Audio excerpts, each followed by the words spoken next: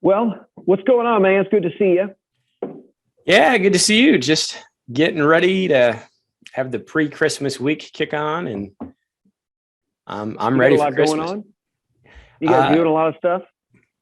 Yeah, for me, it's like going to slow down a little bit because Wayland will kind of shut down after this week, and church stuff will ramp up, right? Yeah. And a lot of family stuff. How about you? I am currently broadcasting from Grand Canyon University and just finished up an exam with our students. So things are winding down here, but church stuff has kicked up into high gear. We try to do Christmas like for a month, right? So everybody's, obviously our culture starts Christmas now. Like I think I saw Christmas stuff before Halloween. It's kind of like, I don't want to be that church that's like, well, what's our Christmas plan? Well, our whole culture has been celebrating Christmas for a while, but we're going to do a Christmas Eve, right? So we try to do a couple different things to spread it out and give people opportunities to do some fun stuff. So we're busy, but it's good stuff. It's fun. It's just fun stuff to do with family. So that's where we're at, man. So this is definitely a harder season. I'm looking forward to kind of coasting a little bit more soon enough.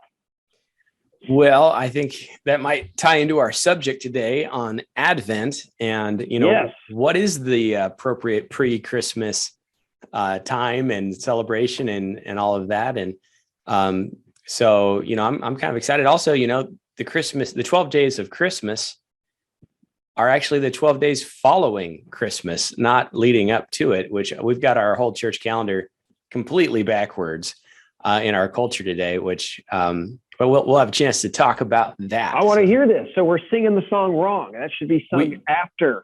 That is Christmas tide. Advent is the lead up. So yeah, it's exciting. But yeah, let's jump into the prayer and we'll just kind of answer some Advent questions and whether we should be doing it as Baptists.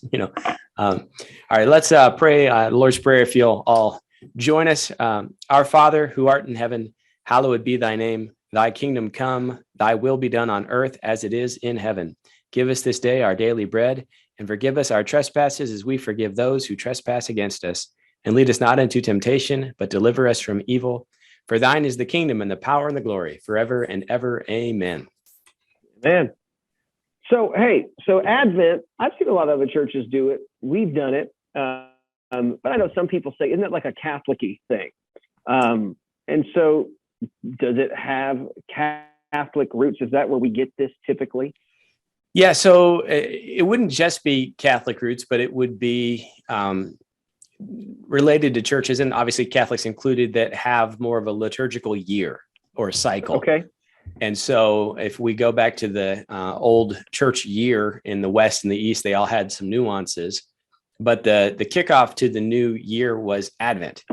And I think that was November 30th of this year. And so we are really into the third week of the Christian year.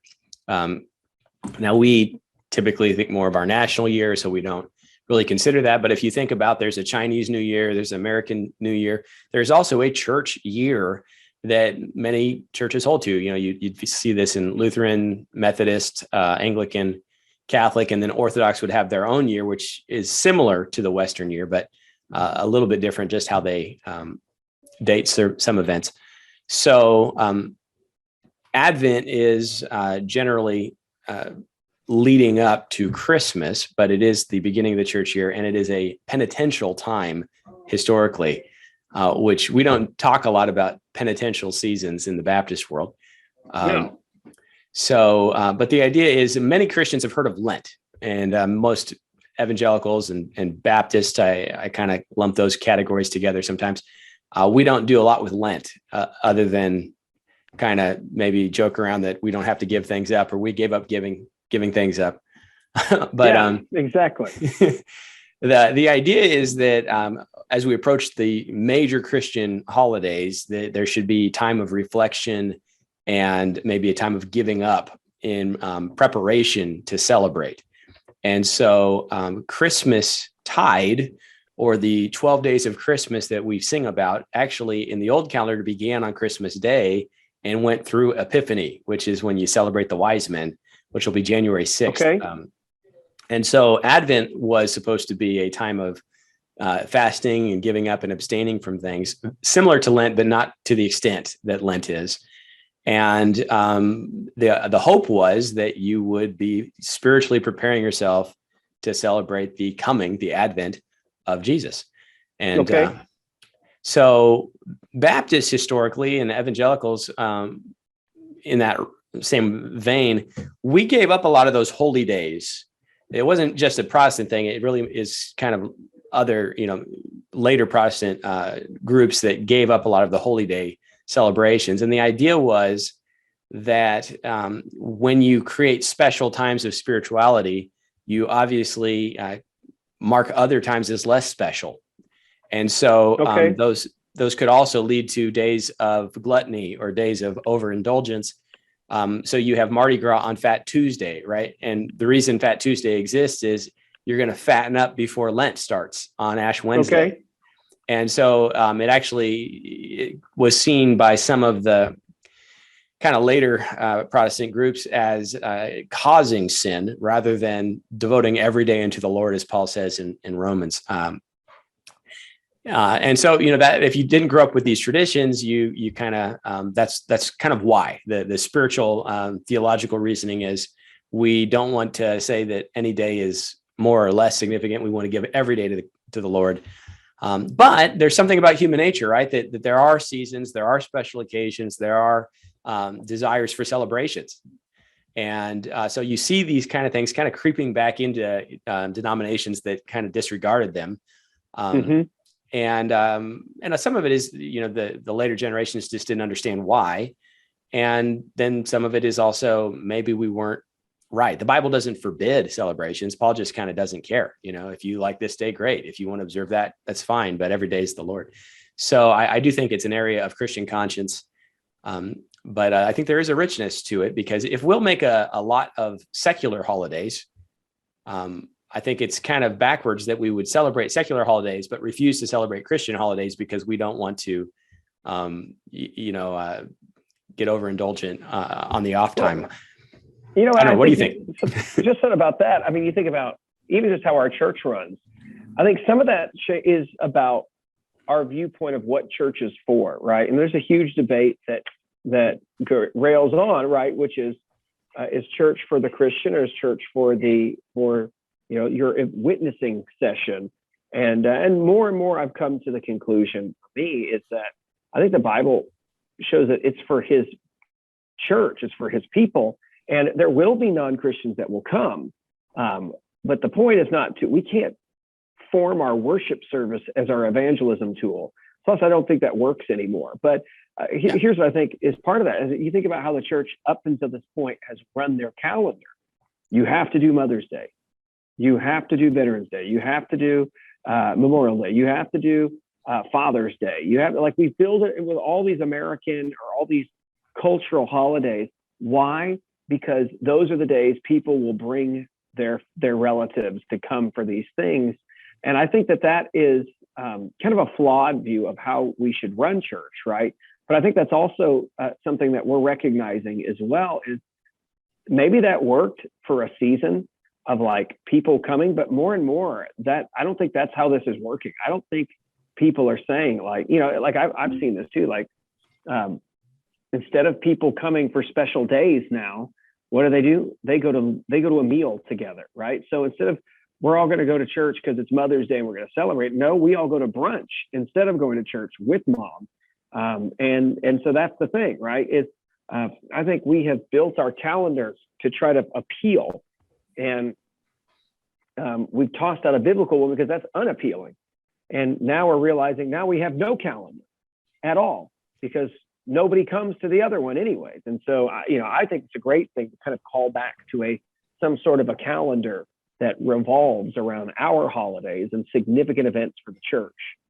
I agree, and we talked about Hanukkah before. And, one of the interesting things is that on that 12th month, the 25th of the month, which wasn't our 25th of December, but it correlates in some way that the 25th is the day that you could remember the dedication of the temple and the lighting of the oil. And so I do see some correlation to celebrating Christmas with the birth of Christ, whether or not he was born on the 25th. I'm not worried about that. But what you saw is as the church was expanding, they would take over holidays that were secular and Christianize them. And so Advent ends up becoming that preparation time for the day that we have set aside to celebrate the birth of Jesus. Sorry, were you going to say something there? No, man. So again, I have a lot of people, even in my own church or that I've run into that kind of look at the pagan roots underneath some of those dates and then say we shouldn't celebrate any of it. And really, that's kind of going back a little bit to that other idea of we'll just not celebrate anything. But then you find that you're celebrating other things. And so I kind of ask the question, why can't we celebrate the Christian things as well? And we just want to make sure that whatever we're doing, we're truly doing it unto the Lord. So Advent has been around for a long, long time. Now in the Eastern Orthodox, they have a nativity fast, which is actually another Lent. It's 40 days. It starts off in November, 40 days prior to Christmas, and they do a hard core fast. So they almost have 2 Lents in their calendar. The West is a little less rigorous. And at this point in time, fasting rules, even in the Catholic world, are so light that I'm not sure many people are fasting much at all. But the idea is, rather than be a consumer-driven time, and rather than have this as an opportunity just to go and get Christmas lights up early, about 4 weeks before Christmas, we begin getting ourselves spiritually into that anticipation of Christmas. And I think there's something really great about that, because it's countercultural, right? Rather than get all out and celebrate, what if we rolled back and we kind of built in and we brought in some giving up of some things. And then, we've really celebrated Christmas, and rather than take all your lights in the tree down the day after, the first week of January, let it up for a week, and kind of go against the flow, just because our culture is just so focused on things that aren't necessarily scriptural. So I do see there's some reclaiming to Christian culture through these practices, and also some connection with other denominations, which I don't think it's a bad thing. I think in the future, we're going to have so much opposition to Christianity that any way we can tie into the broader Christian tradition might be helpful. So, so I think Advent's a good practice. I don't think it's required. Most churches aren't really doing it well. They're throwing some candles up and they don't really, talk about it too much. A lot of the Advent for evangelicals is we have a wreath on Sunday. I mean, that's the extent that I know, is light the candle, read a passage. What else do you do typically to celebrate this and make it special? Yeah. So the Advent wreath is actually a Lutheran invention, I think from the 1800s. And it was a way of kind of counting down the days, and it kind of spread. And so you've kind of seen a development, and I was really struggling through this doing worship and trying to say, well, what is the standard for Advent? And there seems to be kind of a standard, but I've actually rejected it because it looked to me like it was a little haphazard. So I have my own Advent countdown. You want to hear that? I want to hear it. Somebody in the comments, feel free to chastise me. But the week 1 candle of hope, right? Or the prophet's candle. We'll light the candle, maybe read Jeremiah 33. Week 2 is the Bethlehem candle. And in some places, this one's referred to, let me just see, this is the candle of peace. And my problem with that is why peace for Bethlehem? I guess it's the angels, but you'll find out that they grab the character attributes and they link it to characters. And this is the deviation I have. I kind of going back to the 3 cardinal virtues, the 3 spiritual virtues of faith, hope, and love. So I've created a candle of faith because I wanted to be different. So I've got hope, then faith for Bethlehem. And then I've got the shepherd's candle, which is joy. And this is the joy week, which it's called the Godet candle. And it's to celebrate the halfway point. So you've been giving up something as you're getting ready. And so you're halfway there. So that's where the pink candle comes in. So if you've got your 2 purples and a pink, the angel's candle is then the 4th candle. So this one is where I put peace, because the angel actually says, peace, goodwill. Keep talking. My lights went out. I'm listening. Okay. And then, a lot of times people will have this as the love candle. So the original Advent candles did not have 5 candles, Advent wreaths. A lot of churches today are using 5 candles, and they'll use a Christmas Eve service and light a white candle in the center as and so since love is one of the weeks, what I've done is I've bumped love to Christmas Eve. And so I have the Christ candle, which is the white candle, as the candle of love. And so we'll light that on Christmas Eve. So I'm pretty happy with my invention, because we've got faith, hope, and love, along with joy and peace.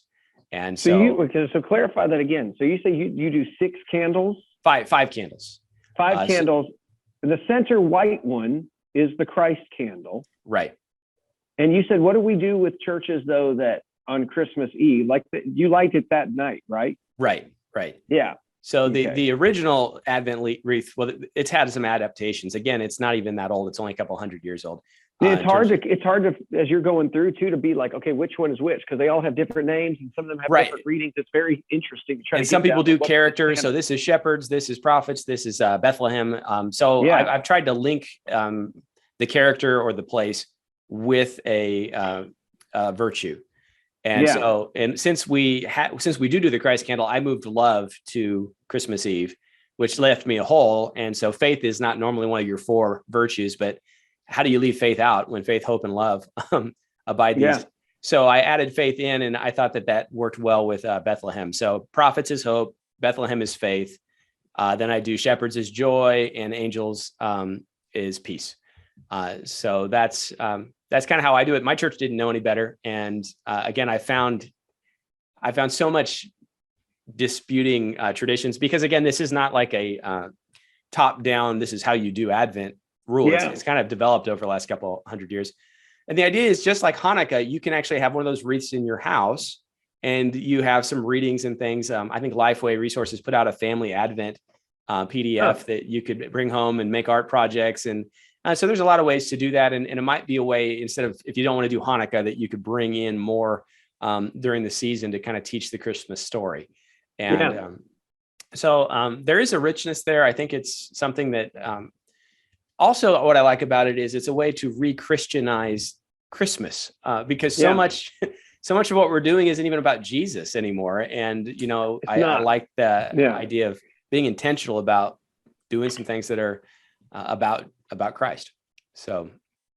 Yeah. I mean, that's the thing. I think the one thing that you're talking about, though, too, is giving up something to go along with it, to make it to where we're waiting for that day for something, right? And I think that's helpful too. Yeah. I just, I like that idea of having this also in your home, to be able to go through it, because there's Advent for everything now, right? There's Advent chocolates and Advent books, and it's all about just pick one up, and this is this day, this is this day. But I do think there's something special about, we're going to do our reading. This is how we're going to celebrate this as we get ready. I think that's a good idea. And I do think you're right too. Like, it doesn't matter if Jesus was born in spring. This is the time in which we choose to celebrate this day, a real day that really existed. And this is the tying in of that.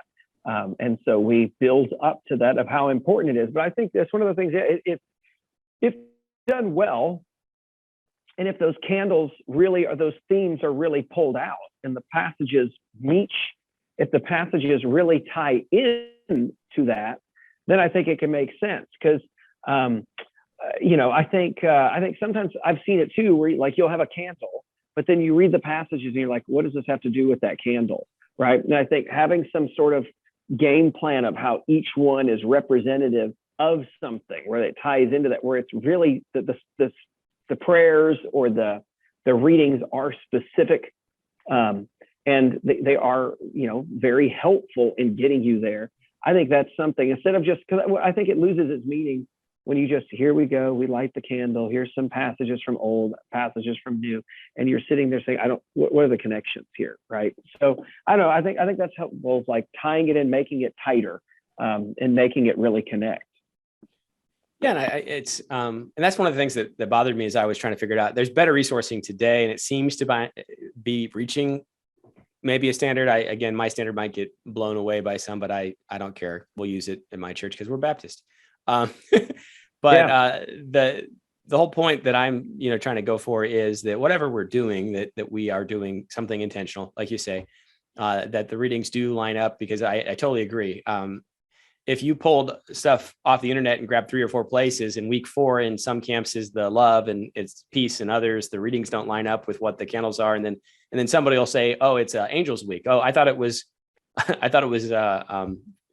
Peace Week. Well, Yeah. There's just been layers added to this as families and different churches have done it, that it really doesn't have a true standard from what I found. What is standard is Advent season is standard, that there is a 4-week expectation for Christmas.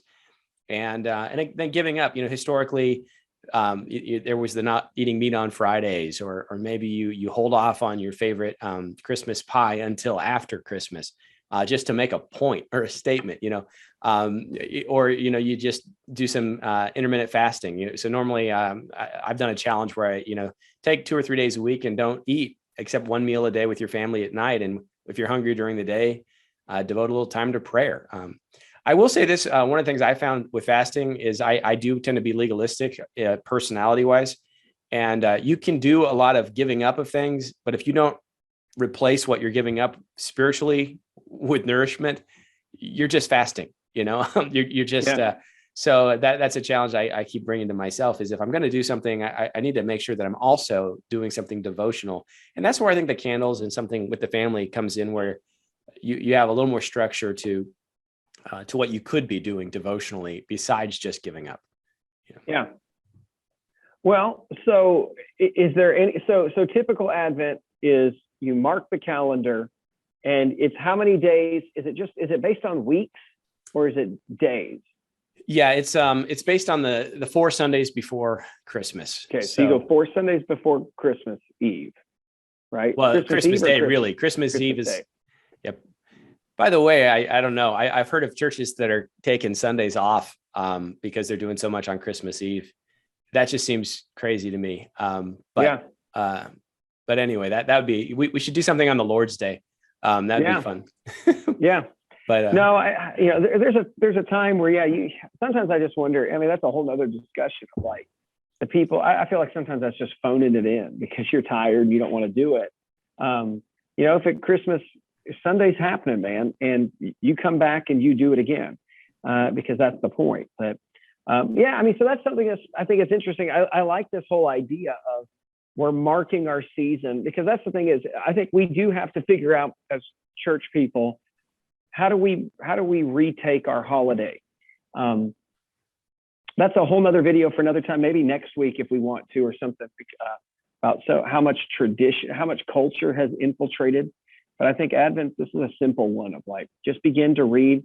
And I don't think it, I think I'd like to look a little bit more and find either a more consistent set of readings, or design it myself in the sense of things that I'd like to, like, here's what these candles are supposed to represent. And then here's where I think are reading that we should involve ourselves in, I think that's helpful.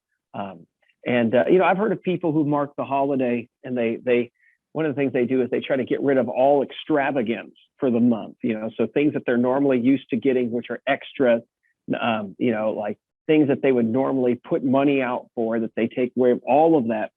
And even on Christmas Eve, they mark that day as like they try to even do a meal to try to mark it to what would that first night have even been like, what might have been things they've eaten, just basics. And then Christmas comes with a bang, right? That the extravagance comes because of marking the day, so I like that too, of just something that you incorporate. What do you pull out to get ready for the excitement of the big day that's coming? The problem is, we have so much extravagance leading up all the time. And I like that. I mean, I like that we do it, but even then, like, what are we doing in that extravagance to point to this Christmas story? Or are we just overwhelmed with the thought or the culture or the feeling of what Christmas should be? Because in our culture, Christmas should be a white Christmas with Christmas cookies. I mean, that's what we sing about. And that's a whole, like I said, that's our next video, right? About all that kind of stuff. But anyways, Hey man, I like that. I just one last thought there. If you haven't done anything with Advent, I would say that it's not too late.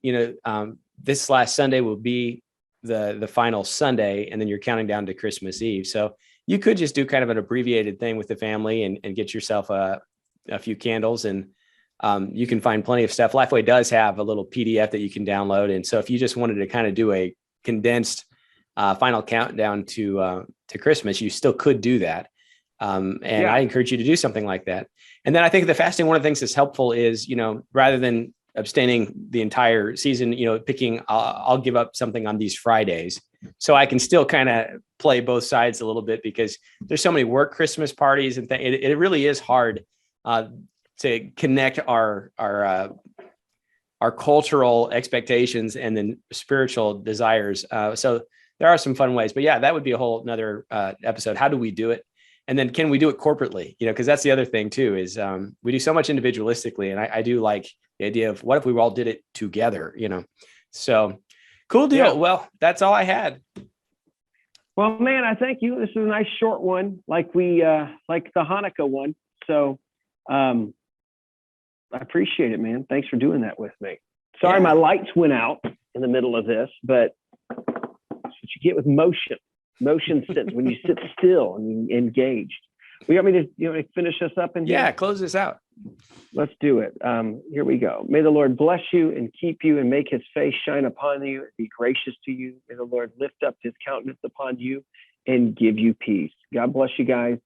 Thanks for watching. It's been another one in the can, man. Yeah. Have a happy Advent season. Wait, hold on. Forgot one thing. The 12 days. So after Advent, you go 12 more days to get ready for the wise men, correct? Yeah. So we sing the song afterwards, not before. Because they weren't there. Do you know why there's 12 gifts? Well, 12, I just think Epiphany was, that's what they call the coming of the wise men, Epiphanies. And so they just kind of set that 12 days after. I'd have to look into why it's 12 days. But yeah, it's. But I'm saying, is there tradition of gift giving afterwards for 12 days, like the song, or is that just, whatever? Well, we could hunt it down and do one in next year. I'd be speaking out of ignorance, half the time I am anyway. What does a Baptist know about this stuff? Well, you brought it up, man. I just thought, who knows? So, okay, so there you go. I don't know, but I don't want to sing that song anyway. So, but I'll sing it after Christmas. Thanks. I'm sorry. It was just a thought that I'd had. And I know you addressed part of it, but I wanted to get back in. All right. Hey, I'm done. All right. Hey, take care. Have a good one. Take care. Bye-bye.